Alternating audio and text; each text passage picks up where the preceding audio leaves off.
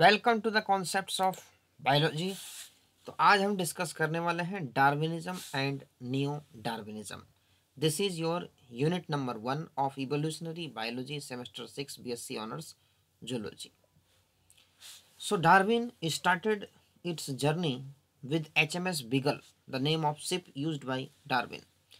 HMS Beagle was a Royal Navy ship that was used for a number of exploratory voyages, including one that Charles Darwin sailed on.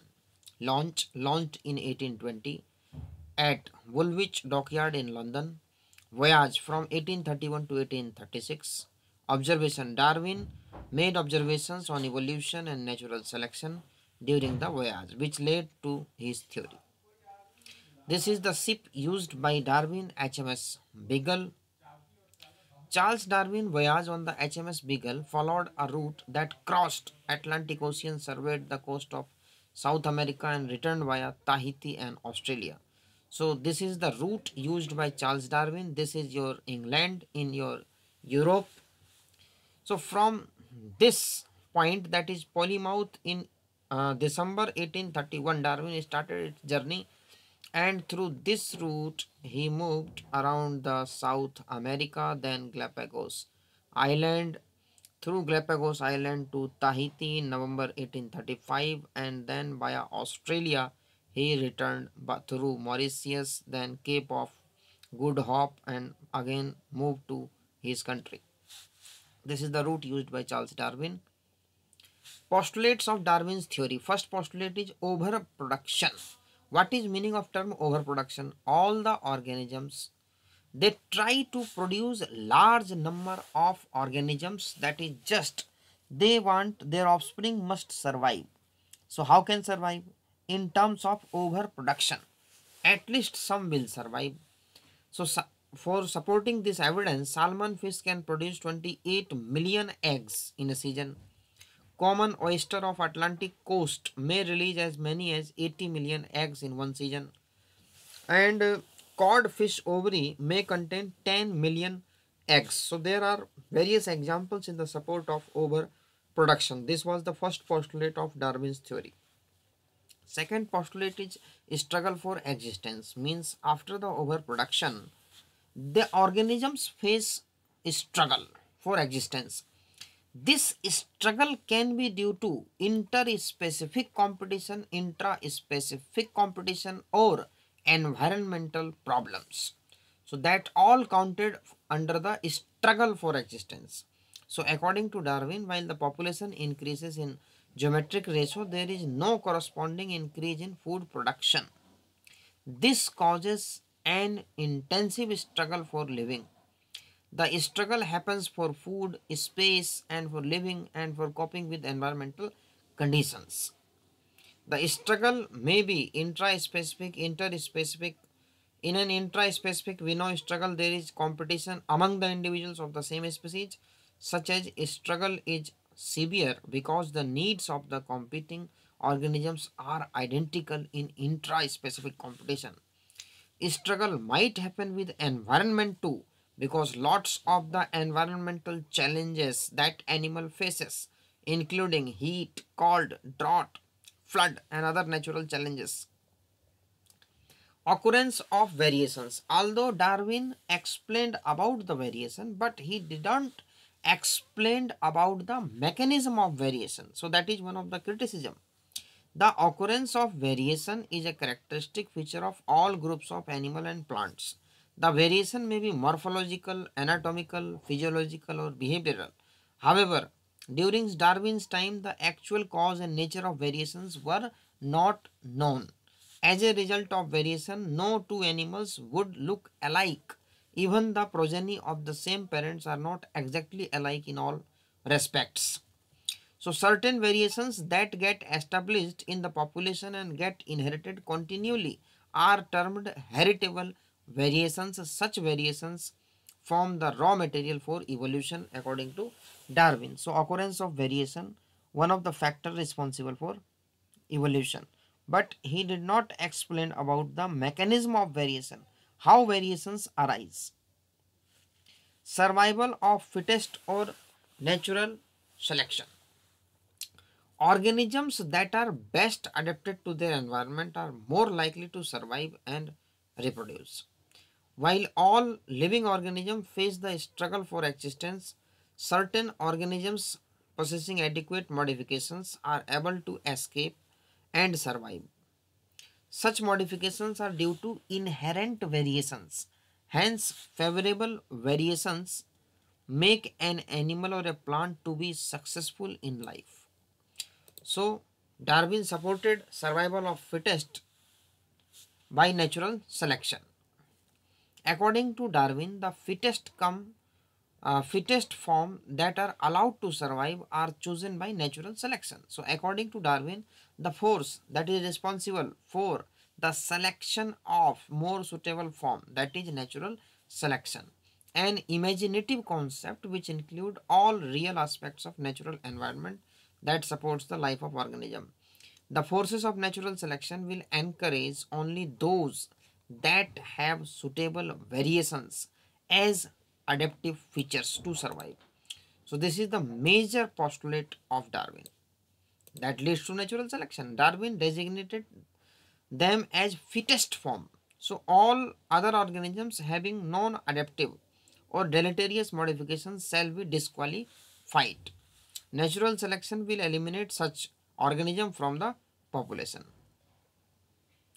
Darwin strongly believed that using the natural selection concept, all evolutionary processes in the living world can be explained. As an example, he differed from the explanation provided by Lamarck while explaining the lengthening of neck in giraffe. According to Darwin, the population of giraffe had individuals having varying neck lengths. Those that had longer necks had more survival value. So according to Darwin, we can see here, those that had longer necks had more survival value since they had more food and remained healthy. Gradually, natural selection encouraged them to survive. But according to Lamarck, what was the concept? The concept was use and disuse. The organ that is used most frequently, regularly, will grow better. But according to Darwin, the giraffe with longer necks were fittest, and those longer necks was selected by the nature. So that is the difference. Thus, in course of time, the average length of neck increased. So both Darwin and Lamarck, they produce length increase in giraffe, but by different theories. So descent with modification. What is meaning by descent? All the continuous generations or the offsprings produced from the parents or ancestor, that is called descent. So descent, whenever descent come, progeny come, that is with some modifications, is the process by which a species changes over time and give rise to new species. This is the original book, The Origin of Species, in which Darwin published all his postulates by means of natural selection. Evidences in support of Darwinism. One example is artificial selection. Artificial selection parallels natural selection. Why we do artificial selection? Specifically for our breeding experiments, we try to choose those animals only which have our desired character or trait.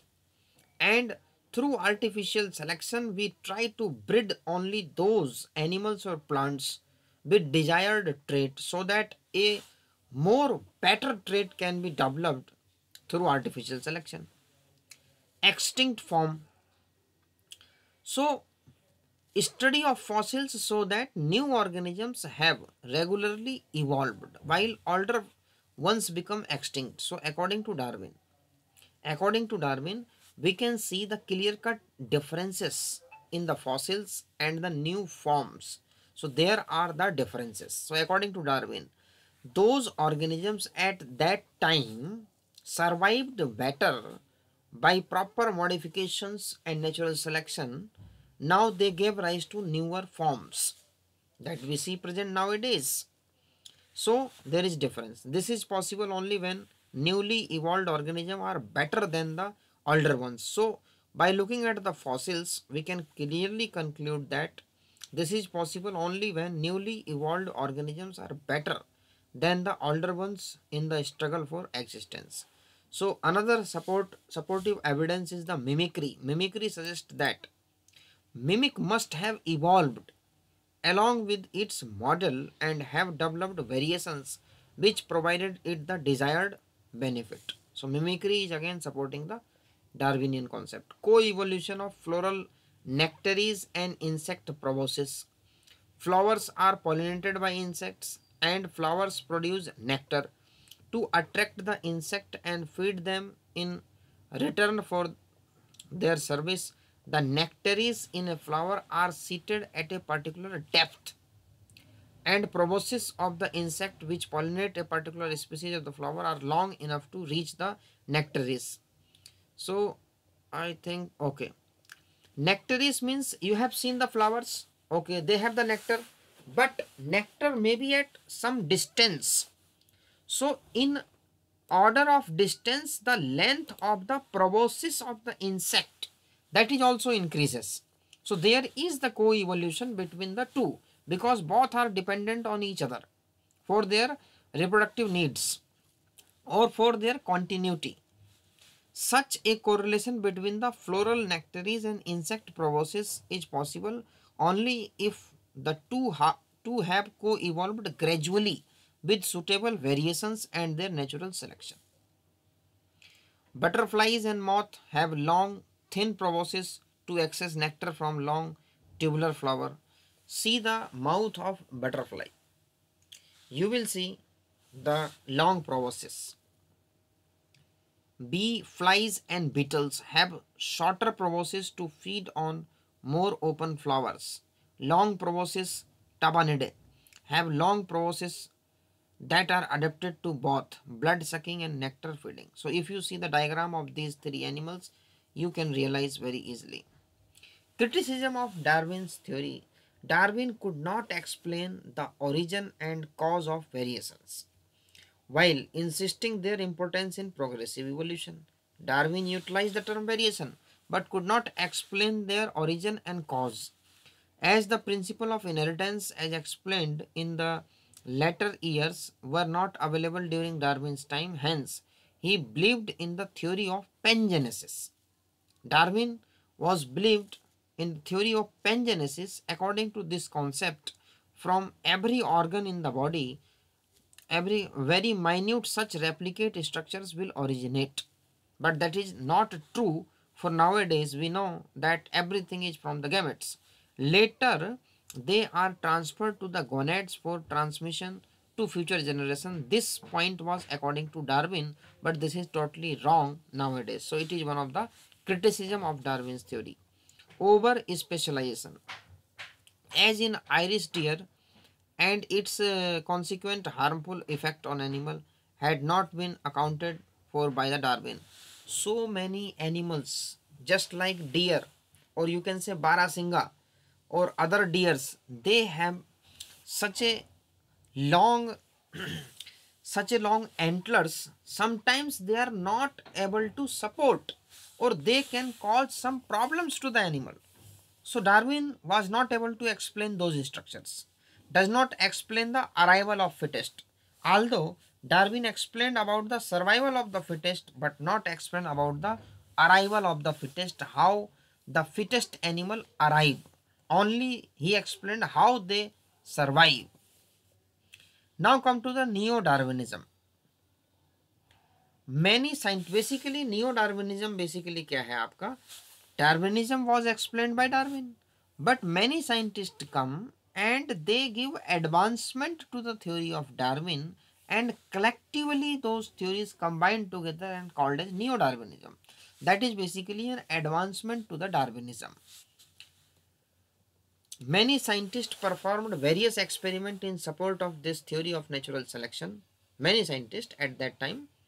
Modern biologists modified Darwinism in light of advancement achieved in the field of cytology and genetics. Basically, Darwinian theory was combined with the cytogenetics, and that is explained in detail. That become Neo-Darwinism to suit the theory of modern science.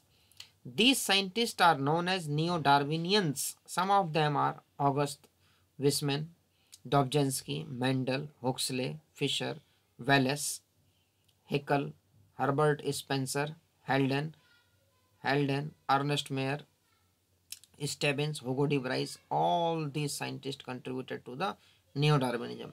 Neo-Darwinism states that besides small continuous variations and natural selections, several other factors like mutation, heredity, isolation are also responsible for evolution, resulting in formation of new species. So this is basically the new addition to the Darwinism, that is mutation, heredity, isolation, and after the utilization of these concepts, the Darwinism become Neo-Darwinism. This modernized theory is designated as genetical theory of natural selection or modern synthetic theory of evolution. You can also say this as modern synthetic theory of evolution. Neo-Darwinism proposes that evolution involves following processes: mutation, variation, transmission of variation, natural selection, and isolation. So one by one we describe each and every point. Lecture is over. Mutation. Any structural change in the gene or chromosome is known as mutation. It is very simple definition. As characters are controlled by genes, any change in their composition brings about a change in characters. It serves as a source of variation which result in the formation of new species. So we know that very well. Mutations are the basic reason behind the variations.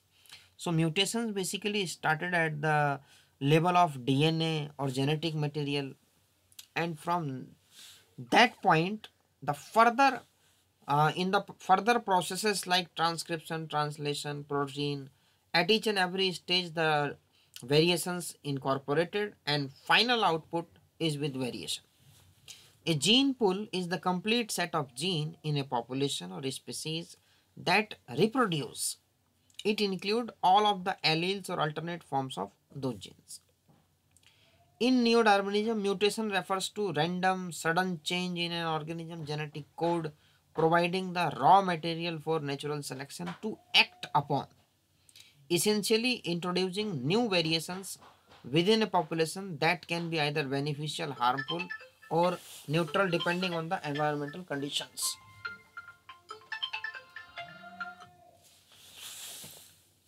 Variations. Besides mutation, several other processes like genetic recombination, hybridization, genetic drift, and migration also bring about variation. Appearance of new type of gene combination by rearrangement of existing genes during crossing over at the time of meiosis, rearrangement of chromosome during the formation of gametes, chromosomal aberration either in number or structure is known as genetic recombination. Mating of individuals. Any alteration in the gene frequency of a small population occurring suddenly only by a chance is known as genetic drift. Migration of individuals. So variations can be caused by n number of things. Migration of individual from one population to another and their interbreeding brings about variation. Transmission of variation. Once variation occurred, it must be transmitted.